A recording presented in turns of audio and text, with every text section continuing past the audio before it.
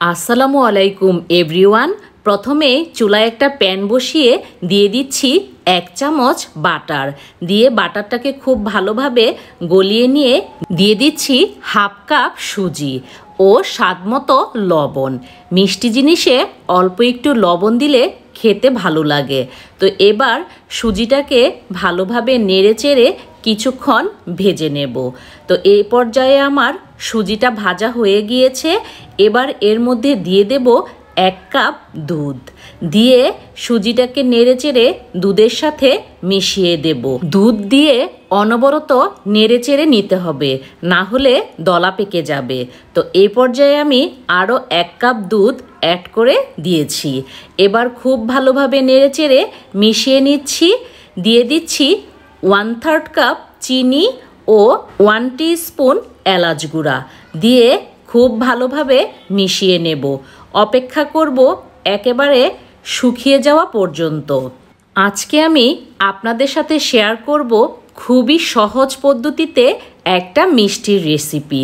তো এখানে আমার সুজিটা একেবারে শুকনো হয়ে গিয়েছে। এবার নামিয়ে ঠান্ডা করে নেব। ঠান্ডা করে নিয়ে এর মধ্যে দিয়ে দেব 1 টেবিল চামচ গুঁড়া দুধ। দিয়ে হাত দিয়ে খুব ভালোভাবে মথে নেব। গুঁড়া দুধ দিয়ে সুজির এই মিশ্রণটা যত ভালোভাবে মথবেন মিষ্টিটা কিন্তু ততটাই ভালো হবে। তো এখানে আমার খুব ভালোভাবে মথে নেওয়া হয়ে গিয়েছে। এবার হাতে অল্প একটু ঘি বা তেল লাগিয়ে এক এক করে মিষ্টিগুলো বানিয়ে নেব। এখানে আমি লম্বা শেপের মিষ্টি বানিয়ে নিচ্ছি। আপনারা চাইলে যে কোনো শেপ দিয়ে দিতে পারেন। তো আজকের এই মিষ্টির রেসিপিটি কে কোথা থেকে দেখছেন অবশ্যই কমেন্ট করে জানাবেন। তো আমি সবগুলো মিষ্টি একইভাবে বানিয়ে নিয়েছি। এবার চুলায় একটা প্যান বসিয়ে দিয়ে এর উপরে দিয়ে দেব একটা পাতলা কাপড়।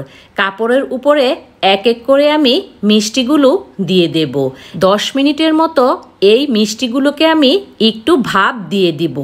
এর ফলে মিষ্টিগুলো অনেক সফট হবে। তো দেখতেই পাচ্ছেন মিষ্টিগুলো কতটা ফুলে উঠেছে। তো এবার নামিয়ে ঠান্ডা করে নিচ্ছি। ঠান্ডা করে নিয়ে কিছু গুঁড়া দুধ ও ঘি দিয়ে আমি ঘরেই মাওয়া তৈরি করে নিয়েছি। এবার এক এক করে মিষ্টিগুলোর উপরে লাগিয়ে দেব। তাহলেই একদম পারফেক্ট দোকানের মতো মিষ্টি তৈরি হয়ে যাবে। সুজির এই মিষ্টিটা খেতে কিন্তু অসম্ভব ভালো লাগে। ভিতরটা কিন্তু অনেক সফট হয়। তো আশা করি অবশ্যই একবার বাসায় ট্রাই করে দেখবেন। এবার আমি মিষ্টিগুলো কেটে দেখিয়ে দিচ্ছি ভিতরটা কতটা সফট হয়েছে। আশা করছি আজকের রেসিপিটি ভালো লেগেছে। ভালো লাগলে লাইক, কমেন্ট, শেয়ার করতে ভুলবেন না।